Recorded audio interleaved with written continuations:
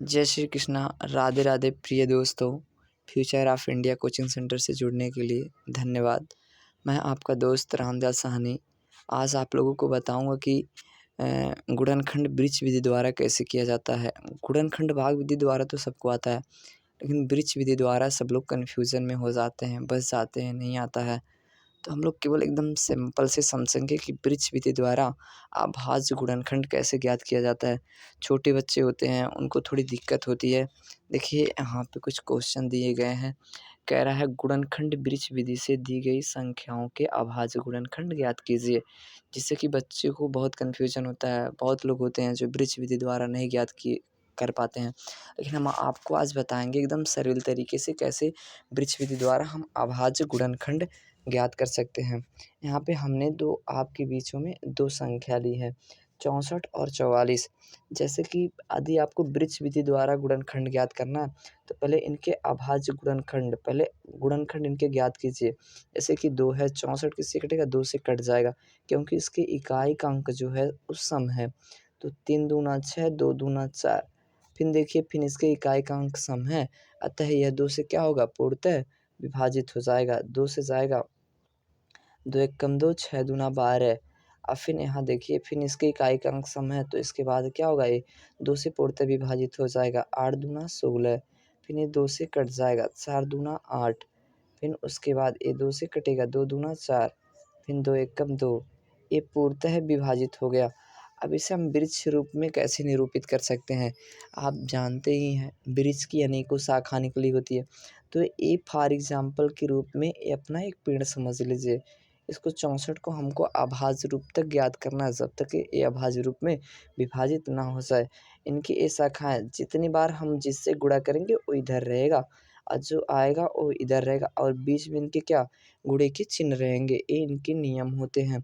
तो हमने 2 को किससे काटा? यहाँ से देखिए, यहाँ से आपका सवाल कभी गलत नहीं होगा। आपको हम जाँच करना भी सिखाएँगे कि हमारा सवाल सही है कि गलत है। देखिए, यहाँ आपसे 2 से काटें तो आपका 32 आया है, तो यहाँ 2 से काटिए, यहाँ 32 लिखिए। फिर इनकी शाखा भी निकलेगी ना, जैसे डालों की शाखा निकली होती है, उसी तरीके से शाखा निकलेगा। फिर ये किससे कटेगा? 2 से ही, पूरा 2 से विभाजित हुआ है, तो हमारा 16 आया, तो 16 यहाँ होगा। फिर उसके बाद 2 से फिर कटेगा, ऐसे शाखा इनके निकलते चले जाएँगे।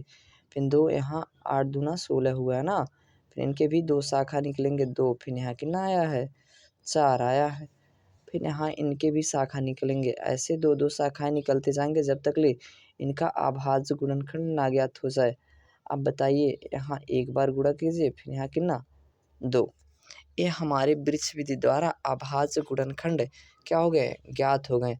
अब हम चेक करते हैं क्या हमारा वृक्ष विधि द्वारा अभाज्य गुणनखंड सही है कि गलत है। तो सही चेक करने का तरीका ऐसे होना चाहिए कि इसका आपस में गुणा कीजिए, मल्टीपल कीजिए, ये हमारी ए संख्या आनी चाहिए। तो देखिए आ रहा है क्या? 2 एक कम 2 होता है, 2 दूना 4 होता है, 4 दूना 8 होता है, 8 दूना 16 होता है, 16 दूना 32 होता है, 32 दूना 64 होता है। इससे ये पता चलता है कि हमारा अभाज्य गुणनखंड वृक्ष विधि द्वारा ये क्या है? सही है। इसी तरीके से हम छोटे-छोटे अभाज्य गुणनखंड वृक्ष विधि द्वारा ऐसे करते हैं। 44 है। देखिए, ये इकाई का अंक इसके सम है ना, जिनके इकाई के अंक सम होते हैं वो 2 से क्या हो जाते हैं? पूर्णतः विभाजित हो जाते हैं। अब देखिए, 2 दूना 4, फिर 2 दूना 4। अब बताइए, इसके भी इकाई के अंक क्या हैं? सम हैं।